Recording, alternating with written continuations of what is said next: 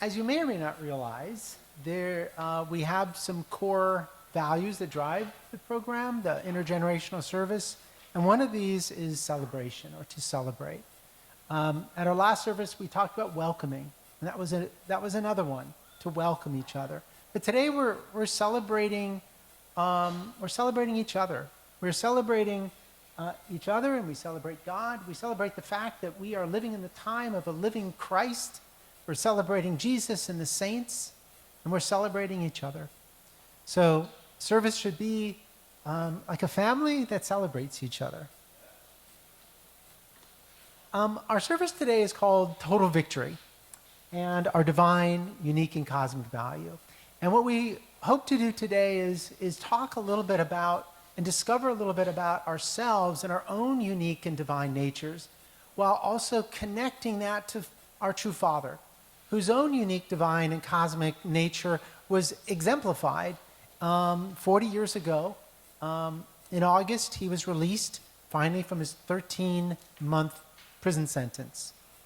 And we'll talk about that program, that project, and that celebration. It was right here in, of course, Connecticut that he served 12 of those 13 months. The last month was served at a halfway house, actually in Brooklyn, New York.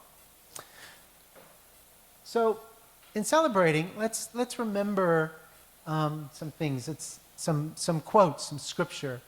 John tells us, "See what great love the Father has lavished on us, that we should be called children of God. And that is what we are." Amen. Do I hear an aju? Aju. I think connected to this is something our mother said. Our true mother said, every one of us needs to feel deeply grateful for being born. There is not one person whose birth is meaningless. The very blood that flows through my veins, sometimes I just thank God in the morning as I roll out of bed. Like, I've got blood, I've got breath, I've got muscles and a mind and a body, and that is enough to be grateful for. And yet I also have unique qualities to myself. Paul tells us in Romans, and in one of our services we had the body of many parts. And Paul tells us in Romans, we have different gifts. We all have different gifts, according to the grace given to us. If your gift is prophecy, then prophesy. If serving, then serve. If teaching, then teach. If your gift is to encourage others, then please encourage. If it is to give, then give generously. If it is to lead, then do that leadership diligently. And if it is to just show mercy, then give mercy. I'm going to invite up Jasmine Nojiri to come on up, and she's going to take us into a couple of activities that will get us all thinking and talking to each other.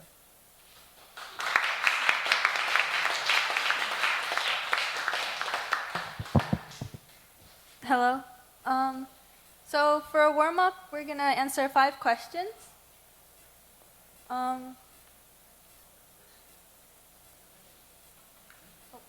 Okay. So for the first question, what do you have in common with all the people in the room? So you can grab the papers in the middle of your table and something to write with, and you can start answering the questions.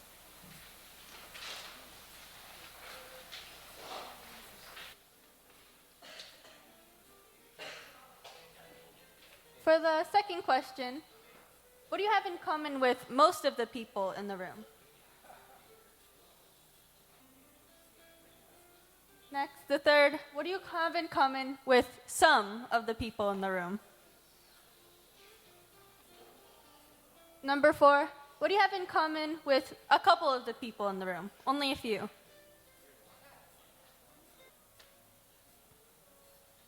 And lastly, what is unique to you?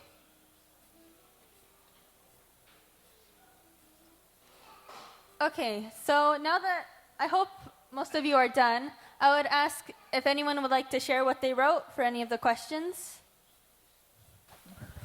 What I have in common with some of the people in this room is I'm over 65.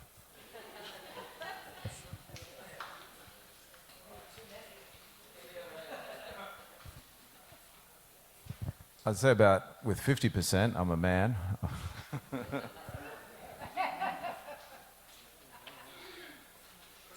Now, would anyone like to answer the fourth question with a couple of the people in the room?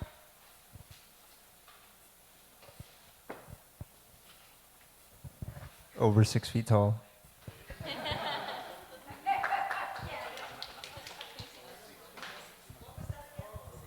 Over 6 feet tall. And you're included in this one too, Catherine, because for a couple of the people in the room, I met and joined our movement in California. Catherine and Tyler, and anyone else? Stephanie? Awesome. Thank you.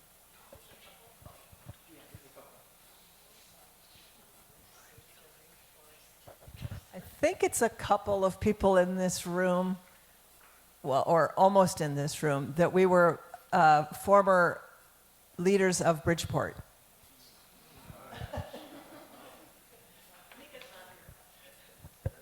Shoe sizes.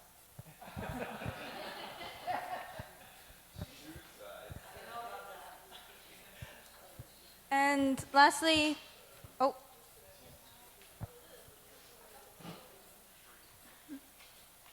I wrote for number 1 and 2. We are all seeking Heavenly Parent guidance, improve our life accordingly. That's why we are here.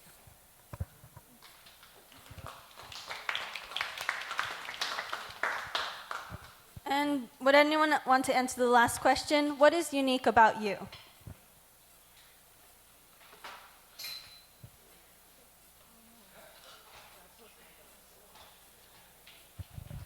I'm blessed with Hey Young Lee.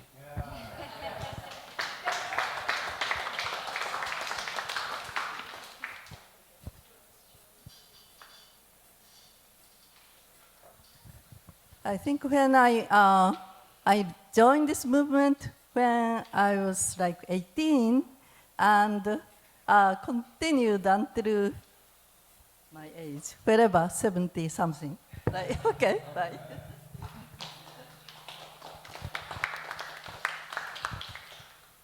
So Zahara wrote for the last one, for what's uniquely her is I have my feelings. she has her feelings. That's what's uniquely hers.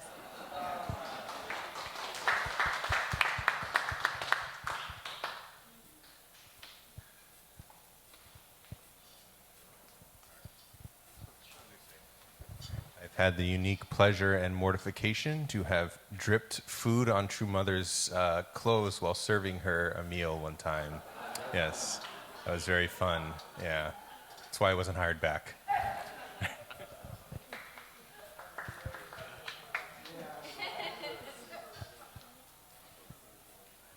Thank you for answering all the questions.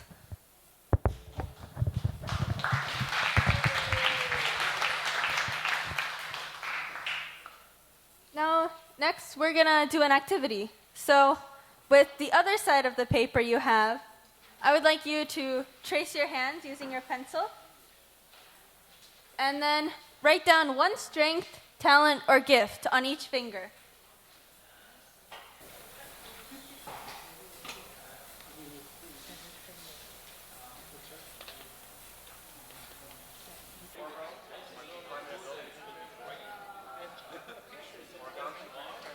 But let's all agree that knowing our strengths, knowing what makes us unique, also makes us divine and cosmic people. Would you agree?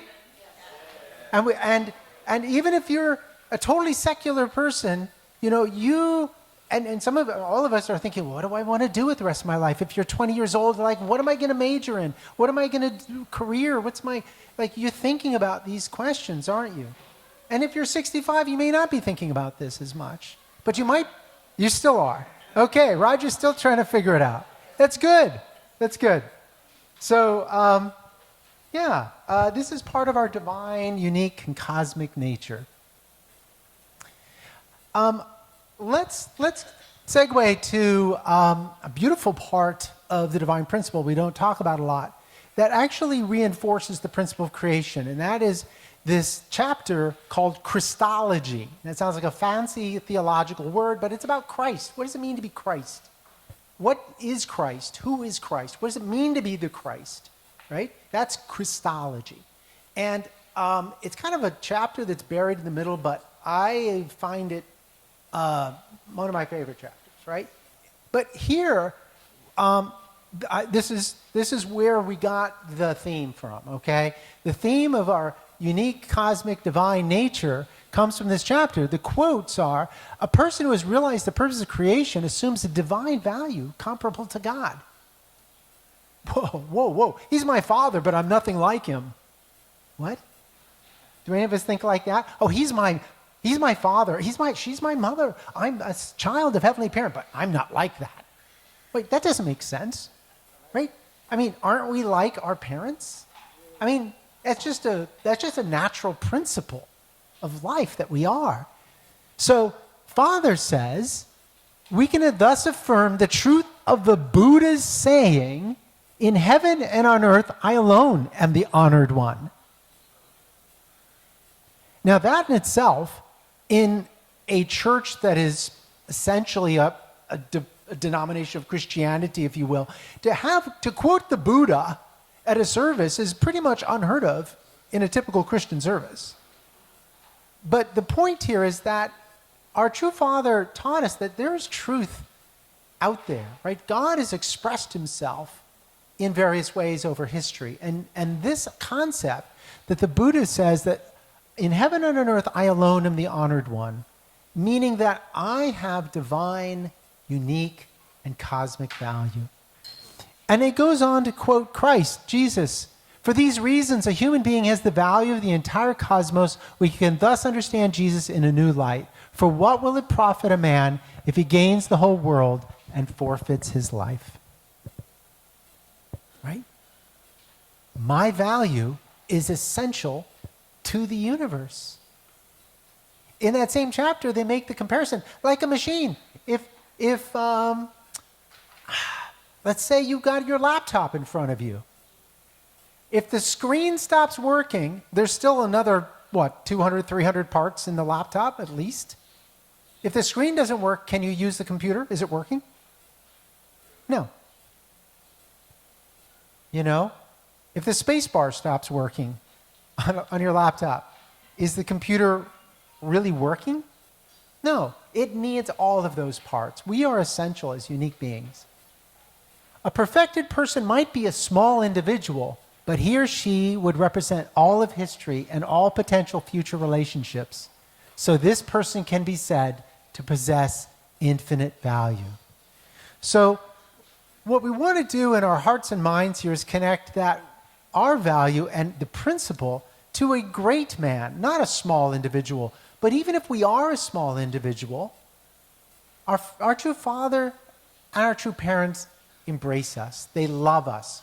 They tell us, essentially, we have equal value to God and to true parents if we are willing to realize our nature, if we are willing to understand and manifest.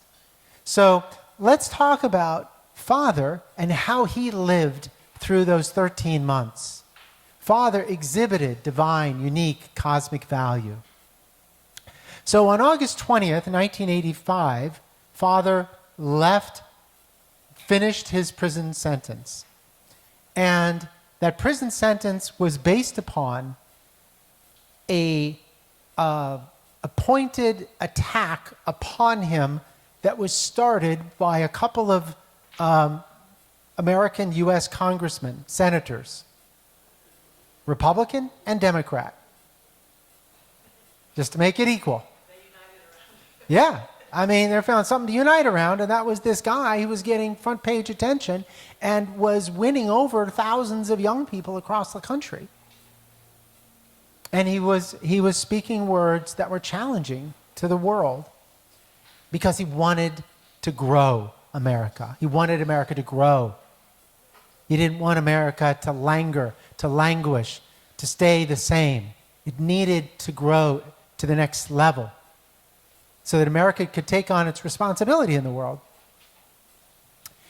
So Father served those 13 months, and there's so much we could say about that. We're going to give you time at the tables in a few minutes to talk about that, because some of our older people here, they lived through the 80s, and they remember this very much. Many members came to America in the 80s to help with the campaigns, et cetera, related. Father started so many things as a result of going to prison.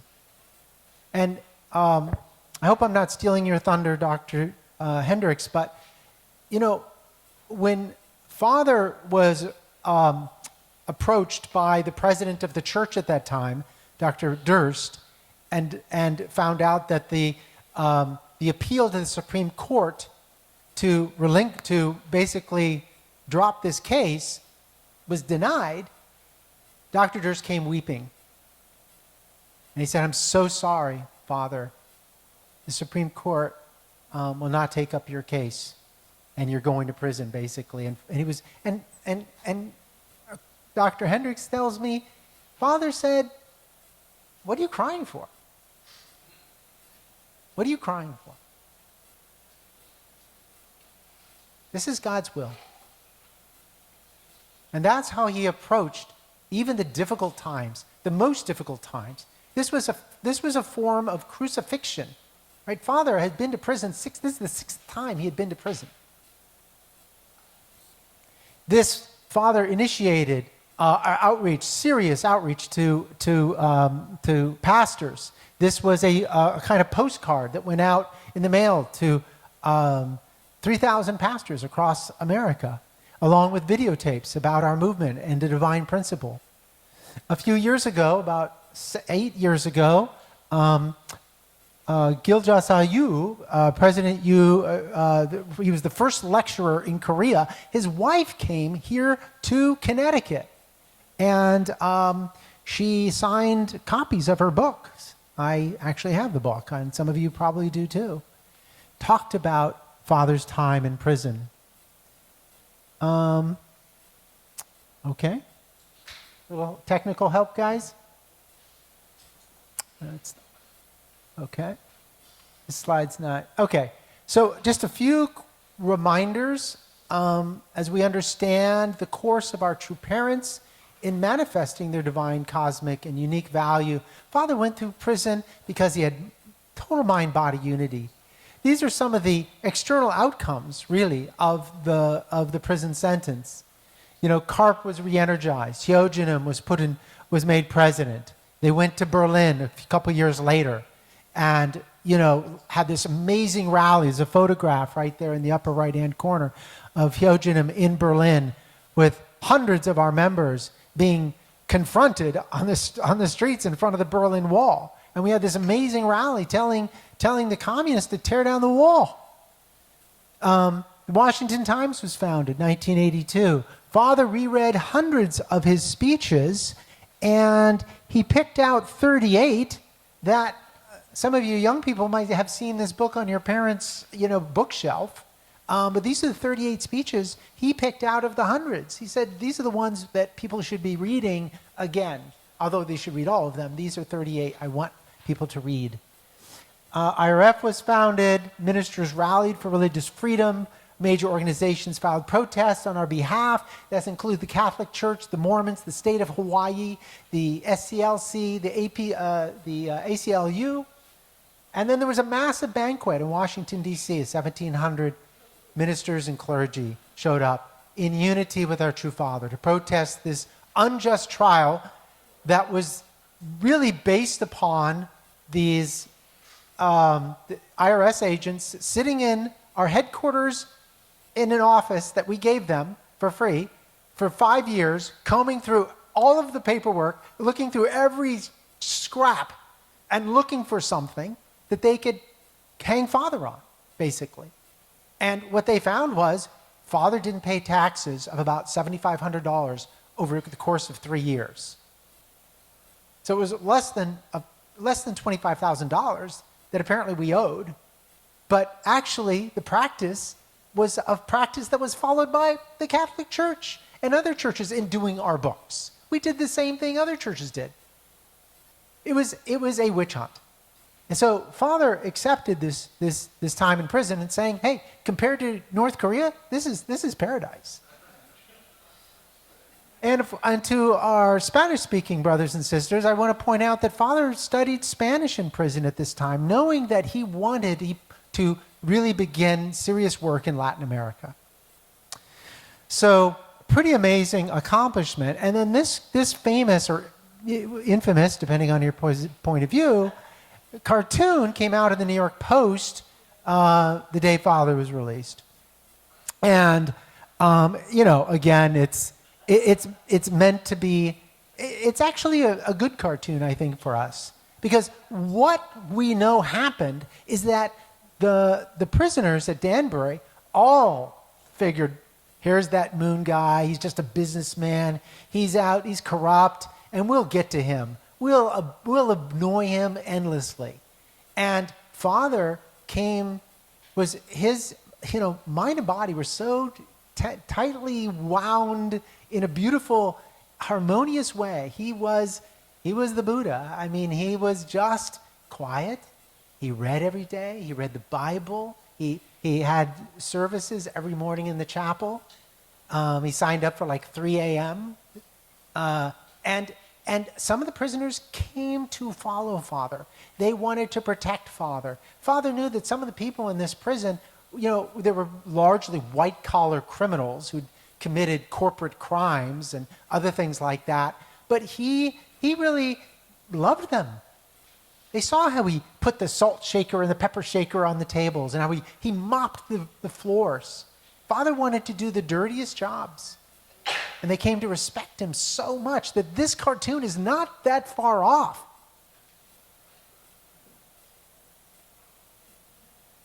Some of the prisoners felt in their personal notes, and they wrote things to Father later, who stayed in prison. The prisoners who stayed in prison often wrote to Father later, and those who got out, they realized that he is different. He is, who he says he is. He manifested his divine, unique cosmic value, as all of us should as well. And we can move the people in our community, in our state, and in our nation by doing that, as Father did. So I'm going to invite Keita up, and we're going to share a few lessons from Danbury that were talked about. So Keita, come on up here. Let's give Keita a round of applause.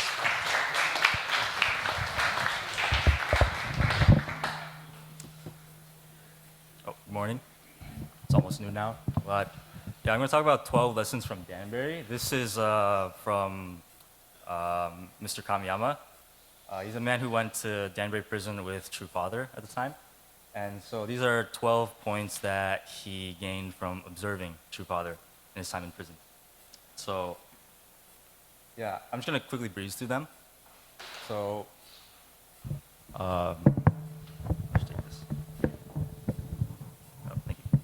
So number 1 is always forgive with all your love. Number 2, conquer any circumstance with patience. Number 3, final goal of self-denial is victory.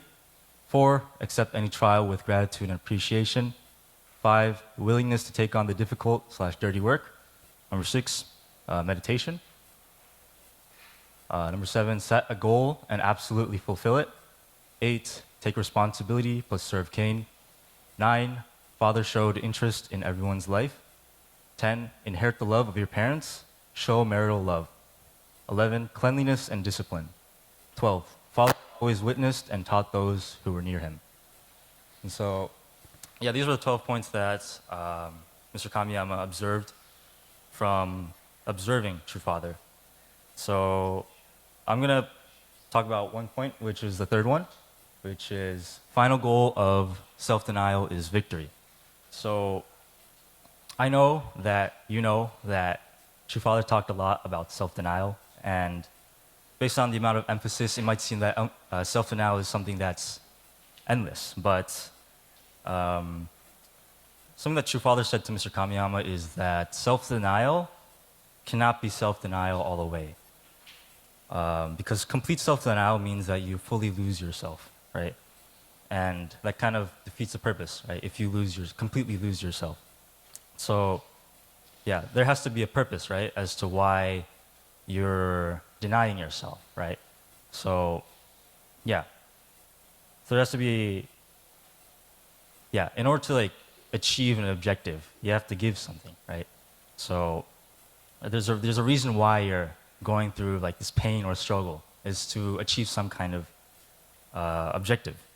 So I kind of want to, I want to share briefly about my time in New Jersey when I was a missionary as part of GPA last fall.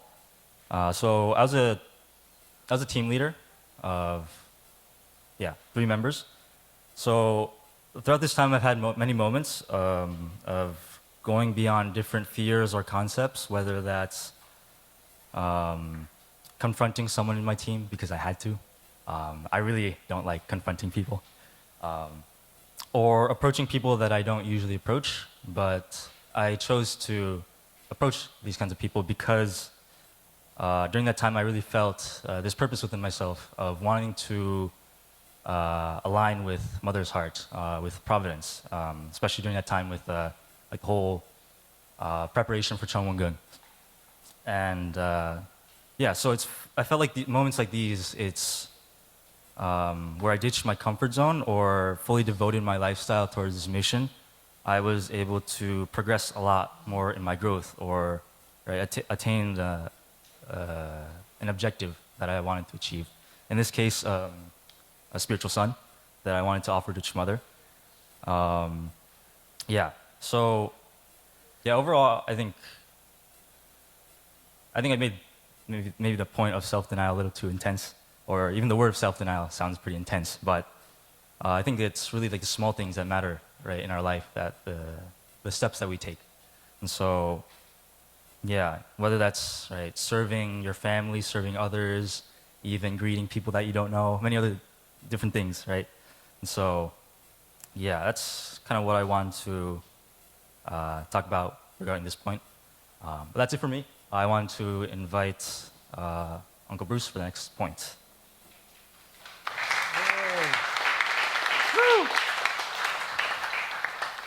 So I think we all need a little meditation right now. As maybe our stomachs are grumbling. And I appreciate everyone's patience here. Well, Father his 7th point was meditation. And it's a very interesting point, So to keep this relatively brief, I'll share personally, for me, meditation has made a huge difference in my life. Prayer and meditation are 2 sides of the same coin.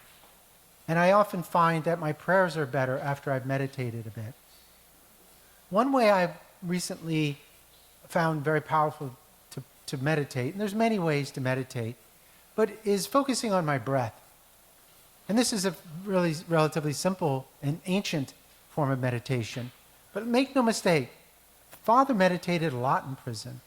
And so did Jesus. And so there's a great tradition in Christianity of meditation that hasn't always been talked about or written about. Sometimes people think, meditation's that's a Buddhist thing or a Hindu thing or something. It's an Asian thing. But it's not really quite true.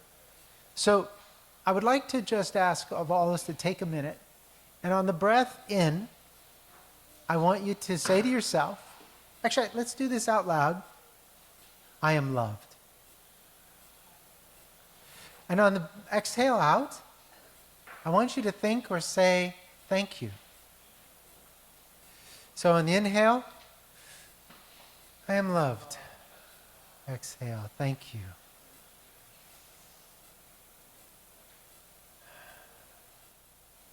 Thank you. I'd like to invite up Tyler to offer some final comments about Danbury.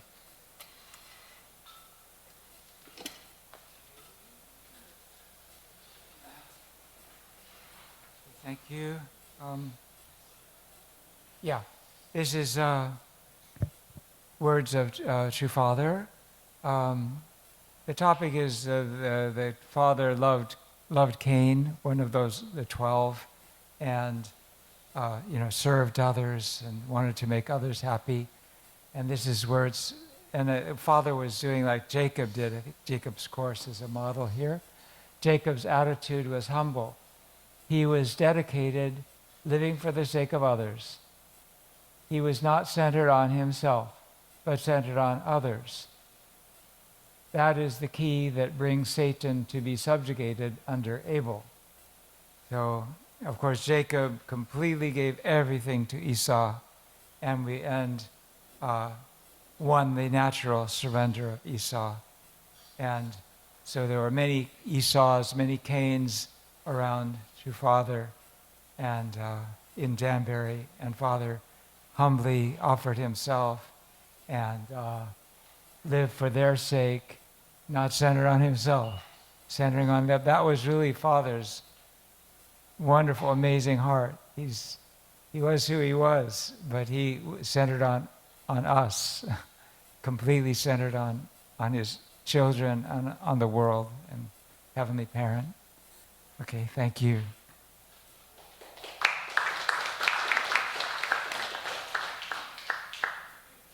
Okay. As those of you who've been to an intergenerational service, we don't really wrap things up without a final chance for people to share something at their tables, a takeaway, something that they have should take away, think about. To guide, you have two questions. And these are two very different questions. One question might speak more to some of our older brothers and sisters, our grandparents and parents. What do you remember about Father and Mother at the time of the trial and the Danbury prison sentence and Father's subsequent release? And secondly, when was a time that you struggled and were challenged by your circumstances? And what did you learn about yourself?